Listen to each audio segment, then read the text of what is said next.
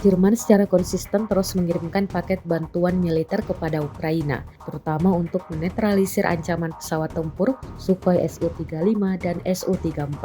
Dalam berbagai catatan perang Rusia versus Ukraina, Su-34 fullback yang dikenal karena kemampuannya membawa muatan besar termasuk bom udara, bom luncur, dan rudal jelajah, tetap terlibat aktif dalam konflik tersebut menargetkan posisi Ukraina. Sedangkan Su-35 sering dikerahkan untuk menyerang pertahanan udara Ukraina dan telah terbukti menjadi senjata yang tangguh. Pertahanan udara Ukraina telah berjuang karena Moskow mengintensifkan serangan terhadap sistemnya dengan meningkatkan laporan peluncur Patriot dan Iris-T yang hancur. Sebagai tanggapan, Berlin bertujuan untuk mengubah keseimbangan ini dengan berjanji untuk memasuki dengan sistem anti pesawat Iris-T tambahan yang meningkatkan kemampuan pertahanan Ukraina.